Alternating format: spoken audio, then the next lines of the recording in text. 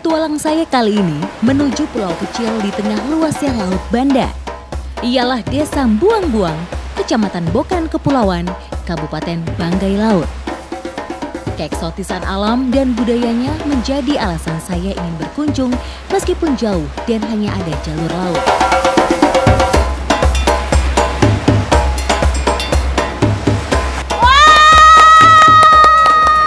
Nih, masih di Buang-Buang. Hari ini saya mau ikutan lomba. Jadi lombanya itu kalau di sini namanya lomba tarik tambang perahu. Tapi tenang, karena timnya dibagi dua kategori, ada laki-laki, ada perempuan. Sekarang yang laki-lakinya dulu, baru kita perempuan-perempuan yang ikut di belakang. Gak sabar buat ikutan.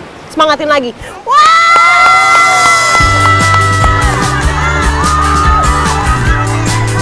Inilah salah satu budaya yang masih sering dilakukan oleh masyarakat Buang-Buang. Terlihat kekompakan dan antusiasme warga lokal saat ada perlombaan. Ini kalau kita yang nontonin seru ya Bu ya. Liatin pesertanya dayung-dayung. Padahal kalau kita ngerasain jadi pesertanya pasti susah payah. Dayungnya harus kuat. Karena ketika mendayung kita harus seimbang, dan juga kalau nggak seimbang jadinya seperti itu tuh, tadi airnya masuk ke perahu, terus perahunya jadi tenggelam. Dua-duanya nggak bisa jalan. Peraturannya cukup sederhana. Meski perahu sudah tenggelam, peserta masih bisa melanjutkan lomba. Yang terpenting adalah tetap mendayung supaya tidak melewati pembatas. Kegiatan tarik tambang perahu ini awalnya tercetus dari aktivitas keseharian masyarakat Buang-Buang yang tak lepas dari perahu. Tarik tambang perahu bisa dilakukan siapa saja, laki-laki, perempuan, dewasa, dan anak-anak.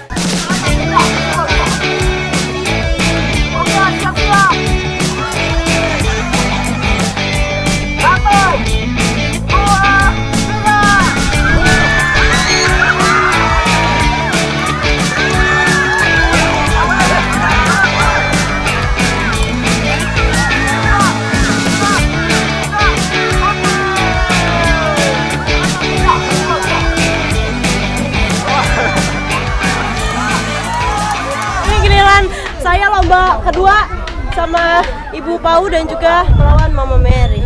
Nanti kita akan lomba, siapa yang menang itulah pemenangnya. Ini udah kedua kalinya, semoga kita menang lagi ya Ibu ya. Tadi pertama sudah menang, yang kedua harus menang lagi. Semangat Ibu. Semangat. Semangat. Ayo.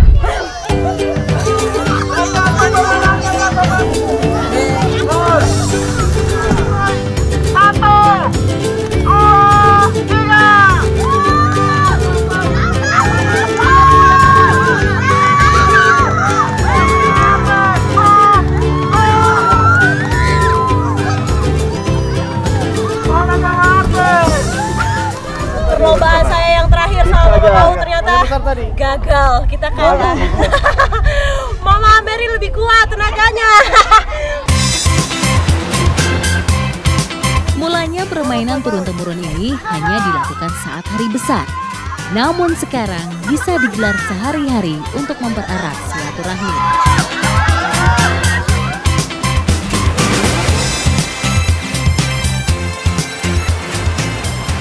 Kalau tarik tambang perahu untuk masyarakat di Buang-Buang sudah menjadi hiburan, tapi bukan hanya hiburan, tapi juga olahraga karena tangan bergerak, semua badan ikut bergerak. Seru banget, saya beruntung bisa ikut permainan ini walaupun saya kalah. Nggak apa-apa.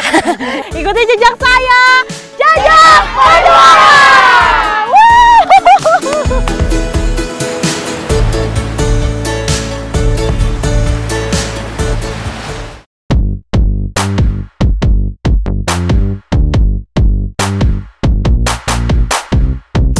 Kehidupan bahari di Buton Tengah begitu menggelora. Kabupaten di Tenggara Sulawesi ini dikelilingi lautan yang begitu luas. Ada satu jenis ikan yang unik. Nah, biasanya dijadiin makanan khas di sini. Nah, sekarang saya mau cari nih sama bapak-bapak. Nih, di tengah sini nih. Posisinya di tengah-tengah pesisir, terus nanti pakai jaring tuh. Biasanya makanan itu menjadi makanan pendamping, bukan makanan utama. Nanti terus kita numbuk-numbuknya di mana? Kupa-kupa, begitulah masyarakat Buton Tengah menyebut ikan buruannya. Pesisir yang dipenuhi terumbu karang menjadi habitat kupa-kupa.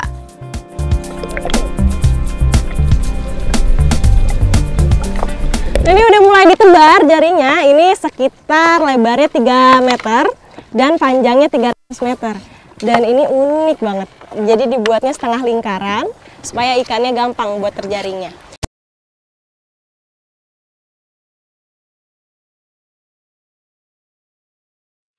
Untuk memancing ikan keluar dari persembunyian, digunakan tumbuk, sejenis kayu yang digunakan untuk menakut-nakuti ikan dengan hasil gaungnya di dalam air.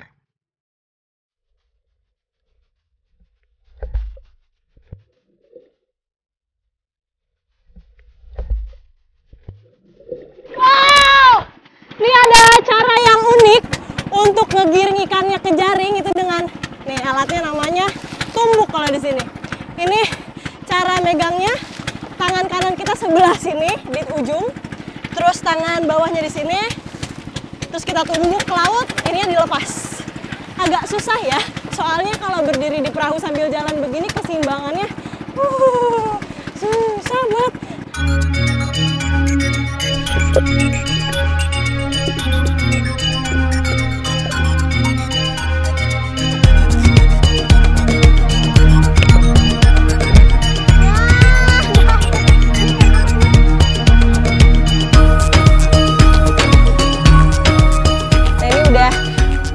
Tadi ngegiring ikannya, sekarang tinggal tarik jaringnya. Semoga aja tangkapan kita berhasil hari ini ya Om ya. Ini masih panjang kok jaringnya sampai ke sana.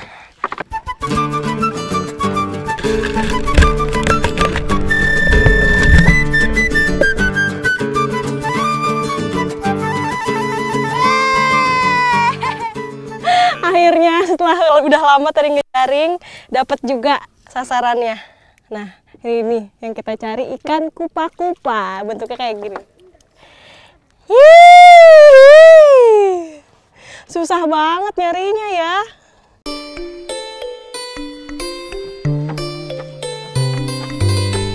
Ikan kupa-kupa termasuk jenis ikan yang suka bersembunyi di dasar pasir atau di balik terumbu karang.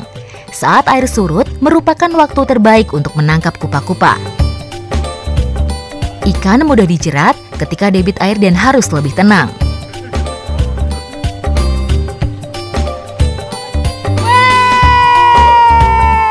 Lepas satu lagi. yang mau ditangkap akhirnya ke jaring juga. Mana tuh tadi? Ini susah amat Om.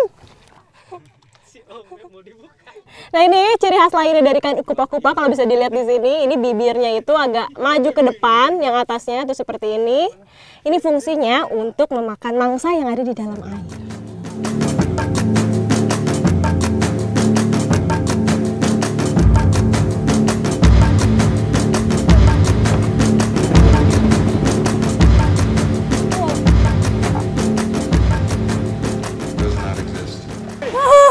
Tangkapan hari ini lumayan banyak tuh ya.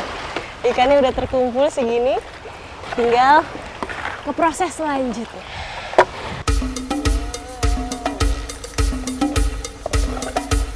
Ikan kupa-kupa merupakan hasil laut yang unik. Masyarakat Buton Tengah sering mengolahnya menjadi kerupuk atau cemilan sebagai pelengkap hidangan.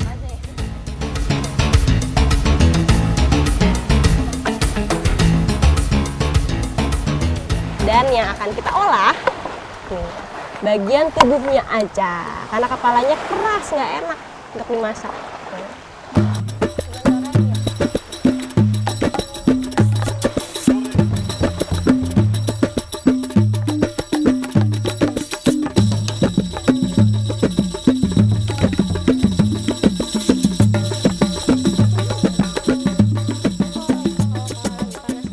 Ini lagi proses penjemuran ikan kupa-kupanya.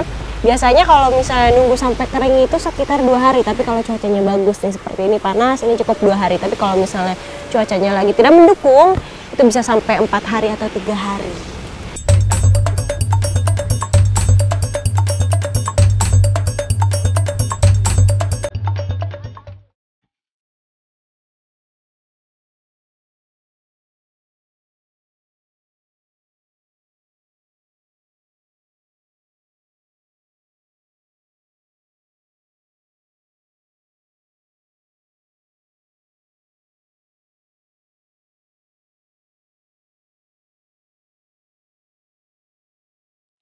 Masih di satu garis pantai yang sama, yaitu Kecamatan Mawasangka Timur. Masih banyak banget masyarakat di sini yang mencari bulu babi. Tuh kayak bapak-bapak dua di sana tuh.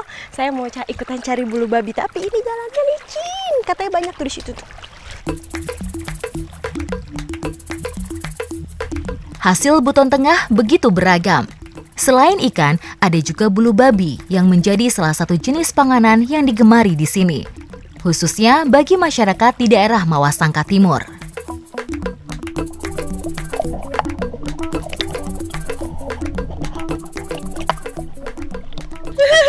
Dapat. Nangkepnya tuh nggak segampang yang dilihat. Tuh. Nah, di sini alatnya unik. Ini pakai batang pohon yang ada 3 batang lagi di sini seperti ini. Jadi kayak garpu gitu. Nah, itu buat nyeroknya. Jadi ngambilnya tuh diserok. Set gitu.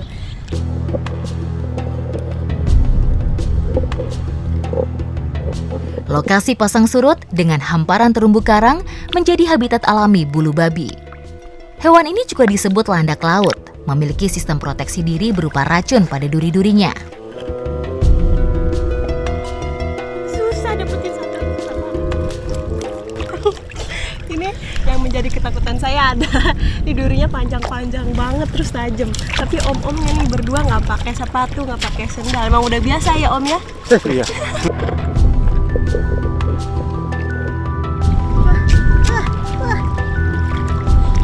Dapat lagi satu, ya coba turun. Ini kalau dilihat di bawah, ini banyak banget tuh bulu babi itu ada di bawah. Memang biasanya diemnya dia tuh di pasir, kalau nggak di karang-karang ya om ya. Iya. Wah, sampai bingung milihnya yang mana. Banyak banget. Tapi lebih enak yang mana om? Kalau yang enak yang Wah, kebetulan yang enak-enak saya suka.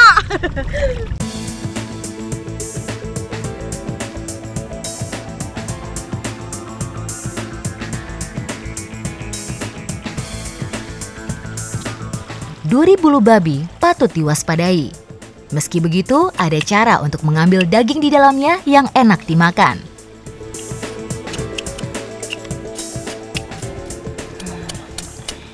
Ini sih kalau dilihat dari bentuknya kayak telur ikan. Baunya agak-agak amis ya. Tapi rasanya kayak apa?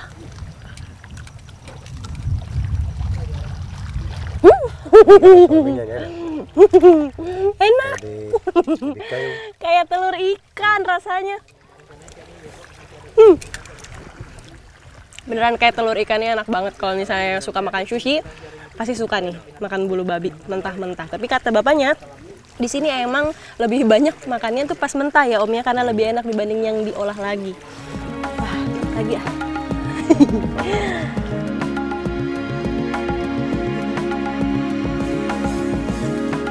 Bulu babi banyak digemari karena memiliki banyak manfaat. Selain kaya protein, kaya kandungan mineral zinc yang dapat meningkatkan sistem kekebalan tubuh.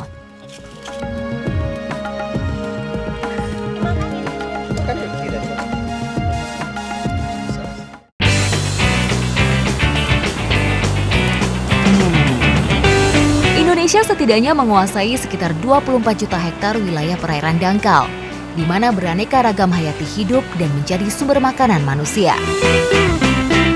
Sayangnya, perhatian yang kurang optimal membuat sebagian besar potensi ini masih belum dikelola dengan baik. Namun, di Kepulauan Togean ada sebuah cerita yang berbeda. Berada di wilayah Teluk Tomini, sebagian besar masyarakat Pulau Katupat berasal dari suku Bajo yang memiliki perhatian terhadap kesehatan lingkungan di sekitar kepulauan ini. Nih sekarang saya mau mulai operasi lautnya. Nanti kita mau cari bintang laut sama teman-teman di sana. Tapi saya mau pakai yang lebih persiapan dulu ya.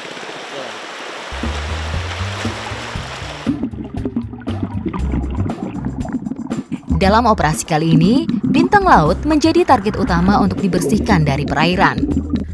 Faktanya, keberadaan bintang laut yang sekilas terlihat memiliki fisik yang sangat cantik, ternyata menjadi ancaman bagi pertumbuhan karang di dalam lautan. Karang yang sehat merupakan tempat tinggal bagi ikan-ikan kecil untuk berkembang biak dan membesarkan anak-anaknya. Jika karang mati, maka ikan-ikan kecil ini akan kehilangan tempat berpijah, sehingga dapat memutuskan rantai kehidupan dan makanan di dalam laut. Terputusnya rantai kehidupan ini dapat berakibat hilangnya ikan-ikan besar yang biasanya dikonsumsi oleh manusia.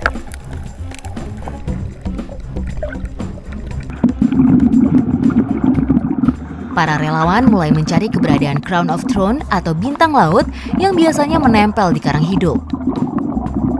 Pertumbuhan populasi bintang laut berduri sangat berbahaya bagi negara Indonesia yang dikenal sebagai kawasan segitiga terumbu karang dunia atau Coral Triangle. Sebagai pemegang keanekaragaman hayati tertinggi di dunia, Indonesia memegang tanggung jawab penting untuk menjaga kehidupan di dalam kalsak ini.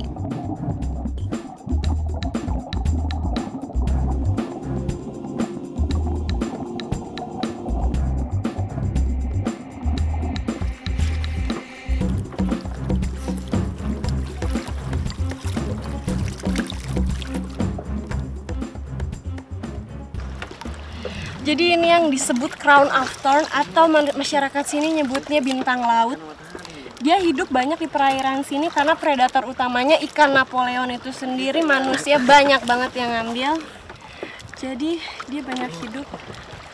Ini yang bikin karang-karang cepat mati.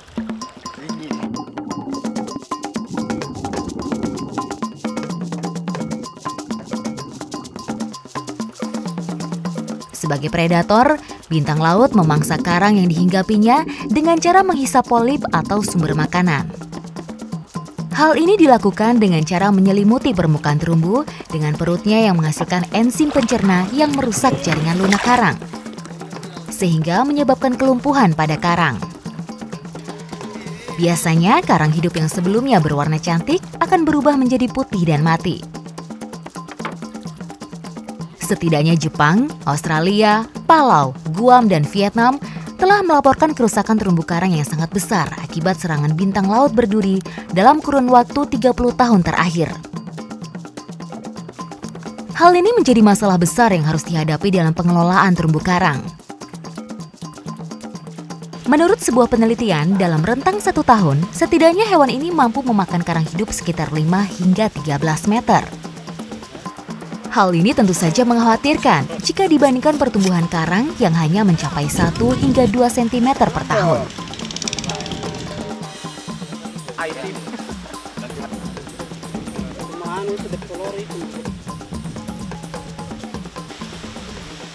Memang nggak ada solusi lain, yaitu cuma satu, bintang lautnya dibakar karena dia racunnya berbahaya banget buat karang dan juga buat masyarakat di sini. Makanya harus dibakar. Bagi warga Pulau Ketupat, berburu bintang laut berduri untuk dimusnahkan bukan satu-satunya kegiatan. Mereka juga sering